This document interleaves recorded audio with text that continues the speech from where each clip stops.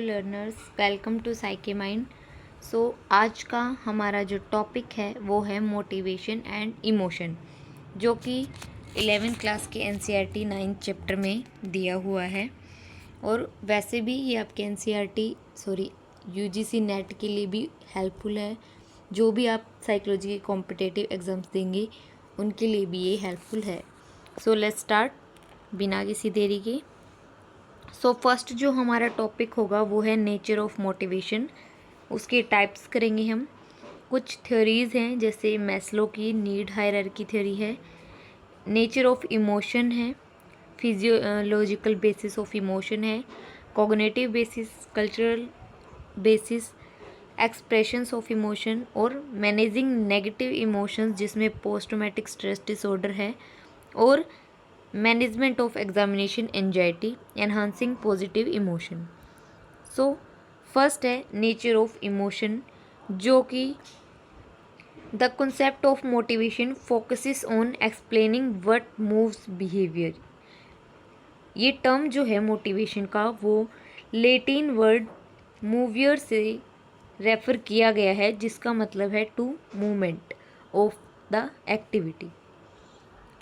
Motivation होता क्या है? मोटिवेशन का मतलब है किसी बिहेवियर को चलाने वाली एनर्जी या ड्राइव, या किसी भी इंसान को एक गोल अचीव करने के लिए इंस्पायर करना। उसमें दो टाइप की होती है मोटिवेशन। एक होती है इंट्रिंसिक और दूसरी होती है एक्सट्रिंसिक। एक इंट्रिंसिक मोटिवेशन और एक होती है एक्सट्रिंसिक मोटिवेशन। इंट्रिंसिक मोटिवेशन, जैसे नाम से पता चल रहा है, आंतरिक प्रेरणा, यानी कि अंदर से खुशी मिलने के लिए किया जाए जो काम। फॉर एग्ज़ाम्पल, हमें नॉलेज गेन करनी है तो हम कहीं ना कहीं से हम ढूंढ लेंगे, या मटेरियल जहाँ भी हमें मिलेगा हम देखेंगे, क्योंकि हमें अंदर से वो चीज़ सीखने की लगन है। दूसरा है एक्सट्रिंसिक, यानी कि बाहरी प्रेरणा, जब कोई काम रिवॉर्ड या पनिशमेंट की वजह से किया जाए, यानी कि एक्सट्रिंसिक मोटिवेशन यानी बाहरी प्रेरणा, जब कोई काम रिवॉर्ड या पनिशमेंट की वजह से किया जाए। फॉर एग्ज़ाम्पल, हम मार्क्स ज़्यादा लाते हैं, हमें कोई गिफ्ट मिलता है इसीलिए, या फिर जॉब के लिए कोई काम करना पड़े। फिर है मोटिवेशन साइकिल। मोटिवेशन साइकिल के अंदर फर्स्ट आता है नीड यानी कोई भी फिजियोलॉजिकल या साइकोलॉजिकल नीड होती है, ज़रूरत होती है। सेकंड है ड्राइव, यानी प्रेरक शक्ति। नीड से एक टेंशन या इम्बैलेंस क्रिएट होता है। थर्ड है अराउजल, और फिर है गोल डायरेक्टेड बिहेवियर। इसमें एक होता है इंसेंटिव मतलब कुछ स्टिमुली मिलने पर इंसान एक्शन लेने लगता है। फिर है गोल डायरेक्टेड बिहेवियर, जिसमें इंडिविजुअल उस गोल को अचीव करने के लिए एफर्ट्स करता है। और अचीवमेंट, फिर हमें उस चीज़ की अचीवमेंट हो जाती है जब गोल अचीव हो जाता है, और तब नीड हमारी फुलफिल हो जाती है।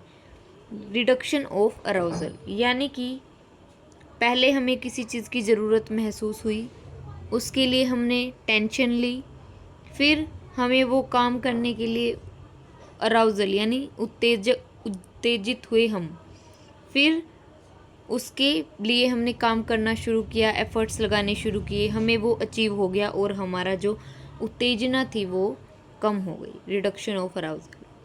फिर है टाइप्स ऑफ मोटिव। अब मोटिव्स के टाइप क्या क्या होते हैं? इसके हैं दो टाइप मेन हैं। फर्स्ट है बायोलॉजिकल मोटिव और दूसरा है साइकोलॉजिकल मोटिव। बायोलॉजिकल मोटिव जो है वो फोकस करती है हमारी हंगर, थर्स्ट, सेक्स, स्लीप, यानी जो हमारी बायोलॉजिकल नीड्स है, जैविक प्रेरणाएं। और साइकोलॉजिकल नीड्स हमारी ज़्यादा need for affiliation, need for power यानी दूसरों पर कंट्रोल चाहना, need for achievement, curiosity and exploration, ये सब चीज़ें इंक्लूड करती है। अब बायोलॉजिकल मोटिव्स जैसे बताया, हमारी बायोलॉजिकल ज़रूरतें। It refers to an urge to do something, instinct has an impetus which drives an organism to do something to reduce this impetus, यानी कोई चीज़ हम करना चाहते हैं, उसके लिए हम उत्तेजित हैं और उसको करने के बाद ही उसमें उत्तेजना में कमी आएगी। फिर है हंगर। हंगर जैसे बताया, यानी हमें किसी चीज़ की ज़रूरत महसूस हो रही है। फॉर एग्ज़ाम्पल फूड अगर हमें चाहिए तो वो हमारी बायोलॉजिकल नीड है। फिर आता है थर्स्ट और देन सेक्स। सेक्स में एक है sexual activity is not necessary for an individual survive, यानी कि इंडिविजुअल को सर्वाइव करने के लिए सेक्सुअल एक्टिविटी ज़रूरी नहीं है। B homeostasis the tendency of the organism as a whole to maintain constancy और to attempt to restore equilibrium if consistency is disturbed, यानी कि कोई सेक्सुअल एक्टिविटी जो है गोल को रिस्टोर, यानी कि ज़रूरी नहीं है लेकिन बॉडी बैलेंस के लिए वो ज़रूरी है। फिर है psychological motives, need for affiliation, यानी संबंध बनाने की प्रेरणा, सोशल रिलेशंस बनाने की जो हमारी इच्छा होती है उसे कहते हैं। फिर है नीड फॉर पावर, जो कि डेविड मैकलीन ने डिस्क्राइब किए हैं। इसके 4 टाइप। फर्स्ट है people do thing to gain feeling of power and strength from sources outside themselves by reading stories. Second है power can also be felt from sources within us और may be expressed by building us the body. Third है people do things as individual to have an impact on others. फिर है need for achievement, यानी उपलब्धि की प्रेरणा, hard work करना, success चाहना। किसी चीज़ में हम सक्सेस होना चाहते हैं तो वो सब अचीवमेंट्स में आता है। फिर है क्यूरियोसिटी एंड एक्सप्लोरेशन, यानी कोई चीज़ हमें जानने की इच्छा रहती है, नई चीज़ें हम सीखना चाहते हैं, तो वो है क्यूरियोसिटी एंड एक्सप्लोरेशन। फिर है हमारी एक theory Maslow hierarchy of need, जिसे बोला जाता है। मैस्लो के अकॉर्डिंग ह्यूमन नीड्स एक हायरार्की में होती है। इसने कुछ टाइप्स बताए हैं, या फिर इसको थ्योरी ऑफ सेल्फ एक्चुअलाइजेशन के नाम से भी जाना जाता है। इसमें फर्स्ट है फिजियोलॉजिकल नीड, यानी जैसे भूख, प्यास, नींद, ये सब फिजियोलॉजिकल नीड्स हैं, हमारी शारीरिक ज़रूरतें। फिर है सेफ्टी नीड, हमारी सुरक्षा के लिए, जैसे नौकरी होना या फिर प्रॉपर्टी होना, इन चीज़ों से रिलेटेड होती है। फिर है लव एंड बिलोंगिंगनेस नीड, जो दोस्ती, परिवार और हमारी फैमिली से रिलेटेड होती है। फिर है एस्टीम नीड्स। एस्टीम नीड यानी सेल्फ रिस्पेक्ट हमें चाहिए, रिकॉग्निशन चाहिए। लास्ट है सेल्फ एक्चुअलाइजेशन नीड, यानी पोटेंशियलिटी को पूरा करना, पोटेंशियल जो है हमारी, और ये लास्ट हमारी जो है मानी जाती है। फिर है फ्रस्ट्रेशन एंड कॉन्फ्लिक्ट। फ्रस्ट्रेशन यानी जब गोल अचीव नहीं हो पाता है तो हमें टेंशन होने लग जाती है, जिससे फ्रस्ट्रेशन आता है। एंड कॉन्फ्लिक्ट, जब 2 या अधिक चॉइसेस के बीच में डिसीज़न लेना मुश्किल हो जाता है हमारे लिए। फॉर एग्ज़ाम्पल सोचना कि हमें पीएचडी करनी चाहिए या फिर नहीं करनी चाहिए, तो कुछ 2 चीज़ों के बीच में कॉन्फ्लिक्ट होना। फ्रस्ट्रेशन और frustration aggression hypothesis. Frustration aggression hypothesis वो है जब फ्रस्ट्रेशन ज़्यादा हो तो इंसान अग्रेसिव बिहेवियर दिखाता है। फॉर एग्ज़ाम्पल गुस्सा दिखाना या तोड़ फोड़ करना। और ये थ्योरी प्रपोज की है डॉलर एंड मिलर ने। फर्स्ट है, इसके 2 मेन सोर्स हैं। फर्स्ट है environmental force which could be physical object, और सेकंड है पर्सनल फैक्टर लाइक इनएडिक्वेसीज या लैक ऑफ रिसोर्सेज। थर्ड है conflict between different motives. Conflict में कुछ 3 बेसिक फॉर्म दिए गए हैं। फर्स्ट है अप्रोच कॉन्फ्लिक्ट, यानी कि 2 पॉजिटिव चॉइसेस, यानी एक सिलेक्ट करना मुश्किल होता है। फिर है अवॉइडेंस कॉन्फ्लिक्ट, यानी 2 नेगेटिव ऑप्शंस है और उनमें से हमें कुछ चूज़ करना है, यानी कि जॉब करनी है, मास्टर्स करनी है, क्या करना है। फिर है अप्रोच अवॉइडेंस कॉन्फ्लिक्ट, यानी एक ही चॉइस में पॉजिटिव और नेगेटिव दोनों होना। ये रूट आप देख सकते हैं, नीड कॉन्फ्लिक्ट फ्रस्ट्रेशन रूट, यानी नीड है किसी चीज़ की, ड्राइव अराउजल हुआ, हमें उससे उत्तेजना हुई, फिर हमें टारगेट बिहेवियर मिल गया, हम फेलियर हुए जिससे हमें अल्टरनेट पाथ दिखे कि हमें ऑप्शन ए चूज़ करना है, मतलब हमारे पास चॉइसेस ज़्यादा हैं, उसके बीच में कॉन्फ्लिक्ट पैदा हुआ, कॉन्फ्लिक्ट कि हमें चूज़ क्या करना है, फिर उससे फ्रस्ट्रेशन आता है और लास्ट में हम अग्रेशन करते हैं। फिर है सेल्फ मोटिवेशन, यानी कि अपनी गोल सेट करना, सेल्फ डिसिप्लिन रखना और खुद को इंस्पायर करना। देन नेक्स्ट आता है नेचर ऑफ इमोशन। इमोशन एक कॉम्प्लेक्स मेंटल स्टेट है जो थॉट्स, फीलिंग और फिजियोलॉजिकल चेंजेस के थ्रू एक्सप्रेस होती है। इसकी कुछ फिजियोलॉजिकल बेसिस ऑफ इमोशंस हैं, जिसमें फर्स्ट हमारा मेन है थैलेमस, यानी कि the nervous system central as well as peripheral plays a vital role in the regulation of emotion. उसमें फर्स्ट है थैलेमस, यानी सेंसरी सिग्नल्स भेजता है जो हमारी बॉडी में। It composed of a group of nerve cells and act as a relay center of sensory nerve stimulus of thalamus produced fear, anxiety and autonomic reactions, जो कि cannon board की theory में use किया गया है। Next है hypothalamus, जो कि इमोशन को रेगुलेट करने में हेल्पफुल है। थर्ड है लिम्बिक सिस्टम, इसमें आते हैं दो हमारे, एक है एमिगडाला और दूसरा है hippocampus. Amygdala is a part of limbic system responsible for emotional control. कई बार पूछा जाता है कि एमिगडाला किस चीज़ के लिए हेल्पफुल है, तो वो इमोशनल कंट्रोल के लिए है, और फियर और एंगर भी इसमें इंक्लूड होते हैं, हैप्पीनेस को भी ये कंट्रोल करता है। नेक्स्ट है कॉर्टेक्स, यानी कि लॉजिकल डिसीजन और इमोशनल रिस्पॉन्स कोऑर्डिनेशन करता है। फिर कुछ थ्योरीज दी गई हैं इसकी इमोशन की, जिसमें मेन है जेम्स लिंस थ्योरी, जो कि इमोशन बॉडीली चेंजेस के बाद आते हैं, ये बताया जाता है इसमें। जैसे धड़कन तेज़ होती है इसलिए डर लगता है। इसका मेन है कि पहले इमोशन बॉडीली चेंजेस के बाद आएंगे, पहले बॉडीली चेंजेस होंगे उसके बाद इमोशंस आएंगे। ये रहा, जैसे रोड एक्सीडेंट हुआ, हमारी हार्ट रेट इंक्रीज़ हुई, या कुछ और इमोशंस आए, बॉडीली चेंजेस आई, उससे हमें इमोशन क्या आया, उससे फियर, हमें डर लगा, या कोई स्टिमुलस हमने देखा, उससे एक स्पेसिफिक फिजियोलॉजिकल चेंज हमारे अंदर आया, जैसे हमें स्वेटिंग होने लगी, फिर जो उससे इमोशन एक्सपीरियंस हुआ। नेक्स्ट है Cannon Bard theory.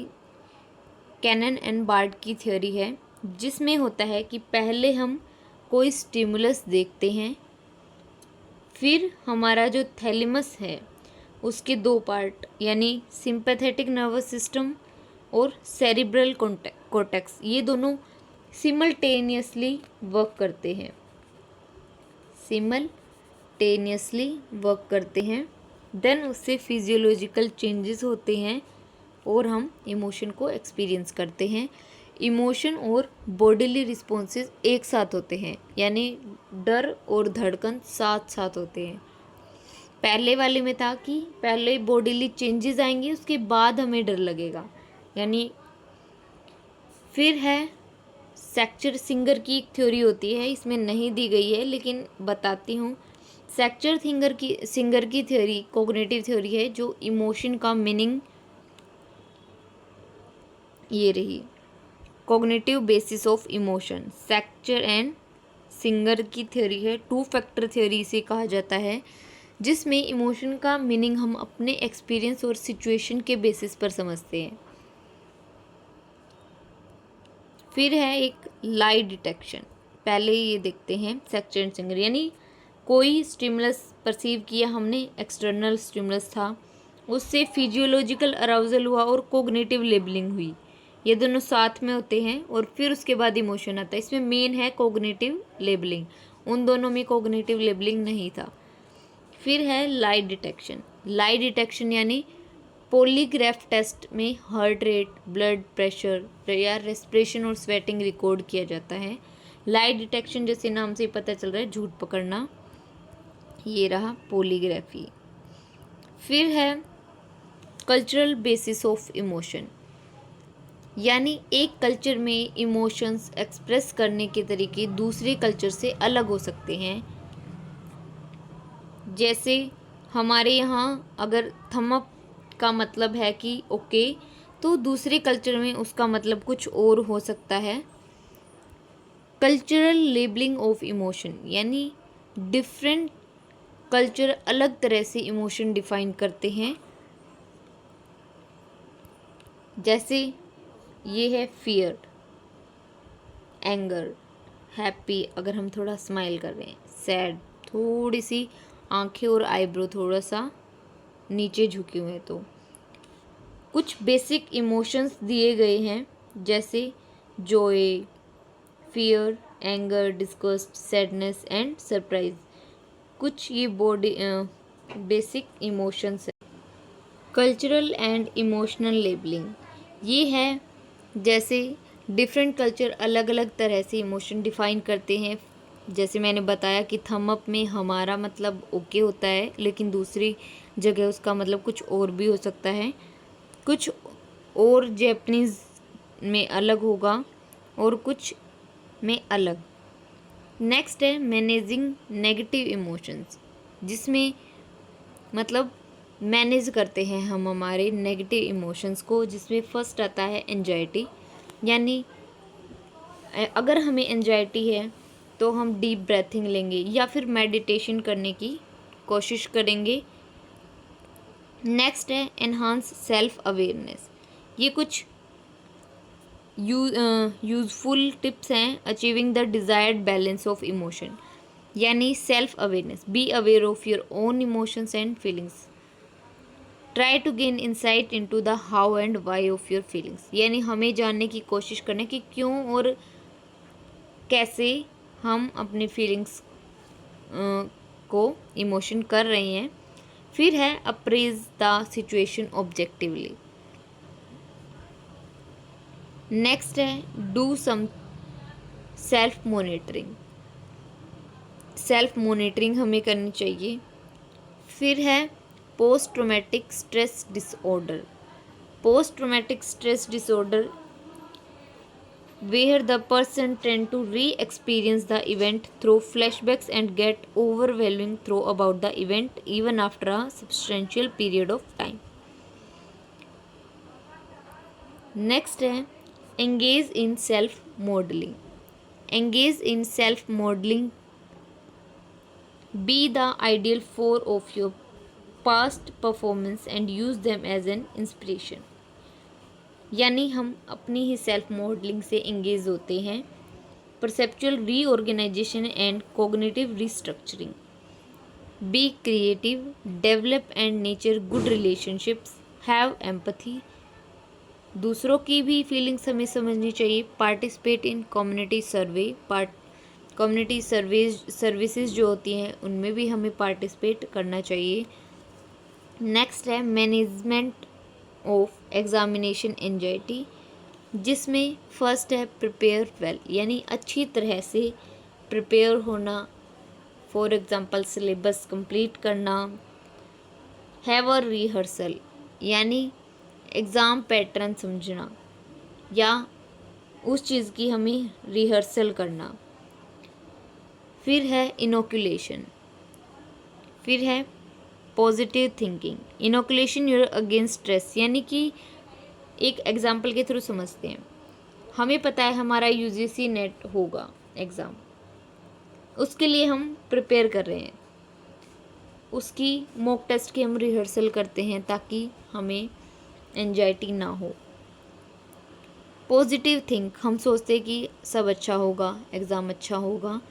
Then six support, अगर हमें लगता है कि हम नहीं कर रहे अच्छा तो हम कहीं ना कहीं से हेल्प लेने की सोचते हैं कि हम कैसे एग्ज़ाम में बेस्ट कर सकते हैं। रिलैक्सेशन, नेक्स्ट टेक्निक में इम्प्रूव यूज़फुल। रिलैक्सेशन यानी लर्न टू रिलैक्स, कैसे हमें रिलैक्स होना है, काम रहना है। एक्सरसाइज, कुछ एक्सरसाइज करेंगे। फिर है managing your anger. Managing your anger मतलब हम कैसे अपने एंगर को मैनेज कर सकते हैं। Recognise the power of your thoughts, अपने थॉट्स को रिकॉग्नाइज करना। Realise you alone can control it, हम अकेले कंट्रोल कर सकते हैं। Do not anger in self talk that once, do not मतलब नेगेटिव फीलिंग्स हमें नहीं लेके आनी है। ये कुछ दिए गए जैसे इंटेंशन अच्छे होने चाहिए। Try to find constructive way of expressing your anger, look inward not outward, give yourself time to change. फिर है एनहांस पॉजिटिव इमोशन, इसमें है अपने अचीवमेंट को रिकॉग्नाइज करना, अच्छे दोस्त और रिलेशनशिप बनाना, क्रिएटिविटी और हैबिट्स में इन्वॉल्व होना। फिर है इमोशनल इंटेलिजेंस। इमोशनल इंटेलिजेंस मतलब अपने और दूसरों के इमोशंस समझना और उनका सही उपयोग करना। मतलब नोट ये कि हमें इमोशनल इंटेलिजेंस का मतलब है कि कैसे हम दूसरों की भावनाओं को समझ सकते हैं और उसमें हेल्प कर सकते हैं। मेयर और स्लोवे ने कुछ अपनी टर्म्स दी हैं इसके लिए और थ्योरी भी दी हैं, जिसमें उन्होंने self awareness, keep negative emotions and impulses under control, self motivation, developing skill to attain target and taking initiatives, कुछ ऐसी टर्म्स दी हैं। फिर है personality trait two of optimism, various ways to enhance positive emotion. First है personality trait, जिसमें happiness, positive, self regard ये सब आता है। Finding positive meaning of in desire circumstances, मतलब कोई भी सिरकमस्टांसेस हो उसमें हमें पॉजिटिव मीनिंग ढूंढना है। क्वालिटी कनेक्शन, हमारे जो नेटवर्क है, रिलेशनशिप्स हैं वो अच्छे होने चाहिए। Being engaged in work and gaining mastery of faith और positive interpretation of most daily events. So ये आज का हमारा टॉपिक था। आई होप आपको कुछ अच्छा लगा होगा और कुछ हेल्प हुई होगी। Thank you to learning with me Psyche Mind. For more you can join us. Thank you.